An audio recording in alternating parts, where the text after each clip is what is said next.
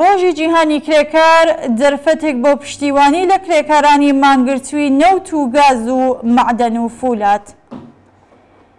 سبەینێ دووشەممە ئەوەڵی مانگی مەی بەرامبەر لەگەڵ 11 مانگی گوڵان ڕۆژی جیهانی کرێکارە.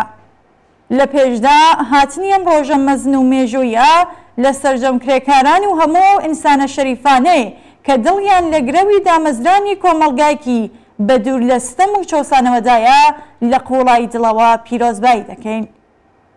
نزیک بە هەفتەیەکە کە دەیان هەزار کەس لە کرێکارانی شاغڵ لە 105 شرکەتی پەیمانکاری پرۆژەی نەوت، گاز و پێترۆشیمی، پاڵاوگەکان، معدەن و پیشەسازی فولاد لە سەرتاسەر ئێران مانگرتنێکی هەواهەنگیان دەست پێ کردووە. داخوازی سەرەکی کرێکاران زیادکردنی 79 لە سەدی حەقدەست و 20 ڕۆژکار و 10 ڕۆژ پشووە. خاوەنکاران هەڕەشەیان کردووە کە 4000 کەس لە کرێکارانی مانگرتوو لەسەر کار دەردەکەن. ئەم مانگرتنە لە بارودۆخێکدا ڕوو ئەدات کە لەلایەکەوە چینی کرێکار و خەڵکی زەحمەتکێش و هەژار لەگەڵ دژی ئینسانی ترین هێرش بۆ سەرئاستی ژیان و بەڕێچوون ڕوبەڕوو بوونەتەوە. بە شێوەیە کە بارودۆخی ژیانی ئەم خەڵکە لە هەموو ماوەی 44 ساڵی حاکمیەتی ڕژیمی ئیسلامیدا قەت بە ڕادەی ئێستا دژوار و فەلاکەتبار نەبووە. لەلایەکی دیکەوە لە درێژەی شۆڕەشی ژینەدا شەقامی شارەکان ئێران بوونەتە گۆڕەپانی نەبەردی ئێرادەی ژنانێکی تێکۆشەر و بوێر کە حیجابی ئەجباری ئەم هێمای بەردەگیەی خۆیان توور هەڵداوە. لە ئەوە بارودۆخێکدا هێرشی ڕژیم بۆ سەرئاستی بەڕێچوونی کرێکاران و خەڵکی هەژار هەڕەشەی دەرکردن لە سەرکار لە کرێکاران دەبێ وەڵامی شیاوی خۆی وەربگرێتەوە.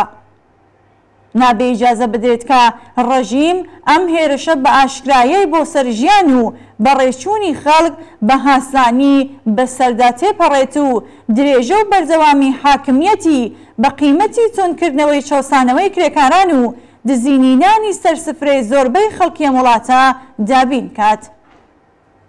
بێگومان سەرکەوتنی کرێکارانی مانگرتوو لەم نەبەردەدا ڕێگا بەرەو دەستەبەرکردنی مافە پێشێلکراوەکانی زۆربەی خەڵکی کۆمەڵگای ئێران خۆش دەکات. ئەگەر کرێکاران لەم نەبەردە حەیاتیەدا پێویستیان بە هاوپشتی چینایەتی بە وشیاری سەبارەت بە بەرژەوەندی سبەی ڕۆژیان، بە ناسینی هێزی ڕاستەقینەی خۆیان، بە تەکشەکۆلیابی سنفی و سیاسی خۆیان، بە ڕێبەرانی خاوەن ئیعتبار و کارای خۆیان، بە دەرزوەرگرتن لە ڕابردووی خۆیان و لە ئەزموونی خەباتکارانی جیهانی ئەم چینە هەیە، لە عینی حاڵدا بۆ سەرکەوتن لەم نەبەردەدا پێویستیان بە هاوپشتی لەگەڵ خەڵکێکە لە دیکتاتۆری و ستەم، گەندەڵی و تاڵانچیەتی ئەم ڕژیمە زیانیان وێکەوتووە و لێبێزارن، بنەماڵەی بە ملیۆنان کچی قوتابی کە لە هێرشی شیمیایی بۆ سەر قوتابخانەکانی کچانە تووڕان، خەڵکی زەحمەتکێشی بەلوچستان کە گەلێک قوربانیان لە هەینیە خوێناویەکاندا داوە و ئێستا منداڵەکانیان لە فنووج بەدەستی هێزە ئینتیزامیەکان دەکوژرێن و هیتریش هەیە. با ڕۆژی مەزنی مێژووی 1 مەی جێژنی جیهانی چینی کرێکار بکرێتە هێمای هاوپشتی.